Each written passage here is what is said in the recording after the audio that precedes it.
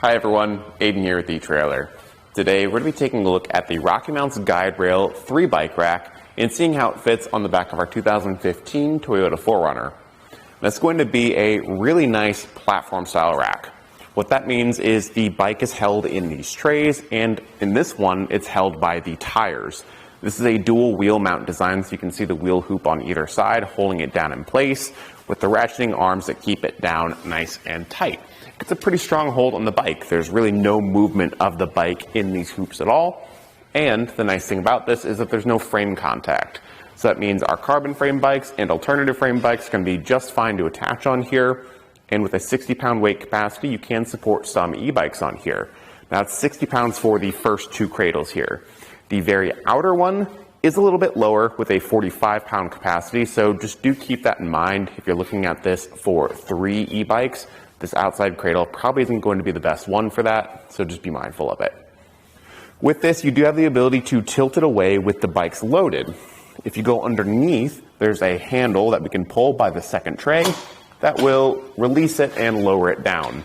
It does have a very aggressive tilt, so if you have it fully loaded, just be aware of it. It's probably going to get in your way a little bit and probably be harder to do. But on the 4Runner, this gives us plenty of room to open up the back, get to anything back here that we might need, or just have a place to sit down after our ride, change our shoes, get a drink of water, whatever it may be. And then closing this down, we can just lift it back into place and it'll latch in. Now on the end here, we've got a locking point. This bike rack does come with a pretty heavy-duty chain lock that will secure in here and lock up with the locking core on the outside. That's key to like with the hitch lock that we'll see later. So it's nice that you've got the security built in. And getting the bike unloaded is very straightforward. With these blue levers, we can push them in to release the tension and then flip them up to fully disengage the ratcheting mechanism, allowing us to just push the arm out of the way as far as we need to. Repeating that on both sides.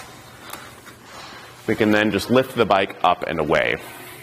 I will say with the height of the bike rack here, especially this back tray on the 4Runner, it's quite a lift up. So be aware of that. If the weight of your bike is a point of concern for you, then you're going to be lifting very high up with this bike rack.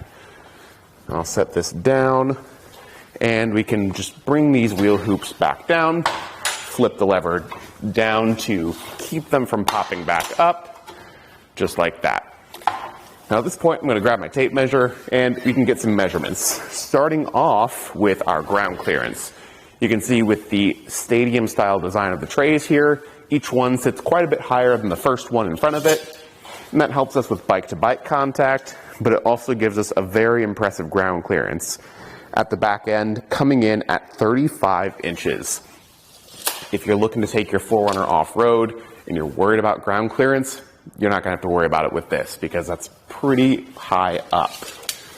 With the distance added to the back, it will be sticking out a fair bit, coming in at 42 inches from the bumper to the outermost point of the rack. So it does add a bit of length to your 4Runner. That can be reduced though if you've got bikes unloaded and want to leave this in the hitch. Just pull that same lever we used before, fold it upright into the storage position, and now it's only sticking out 15 inches from the back of your bumper. Much more manageable for things like parking spots or even maybe your garage at home, depending on the room you have, but I'd watch out with the 4Runner being a larger vehicle. In this position though, a couple things to note. It is going to just barely be blocking your turn signals a little bit on the edges, so I think overall you're still going to get fine visibility, but just something to be wary of. Your license plate is pretty much completely blocked. Get a little bit of visibility on the top, and then so is your backup camera. So with all of that on here, it is going to be pretty obstructive on the back of your vehicle. Now if you had maybe the 2-bike version of this, it'd be a little bit less, but with the 3-bike, it is going to cover quite a bit. Moving on down the rack, it's working with our 2-inch by 2-inch receiver tube and comes with the locking anti-rattle bolt. Like I mentioned before, that lock is key to the chain lock up top.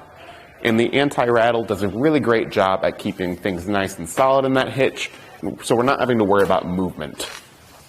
And overall, if you're looking for a rugged bike rack that's going to work with a wide range of bikes, really match the toughness and the aesthetic of the 4Runner, then you really can't go wrong with the GuideRail. It's one of my personal favorites, and I think it's a great fit for the 2015 Toyota 4Runner. Thanks for watching.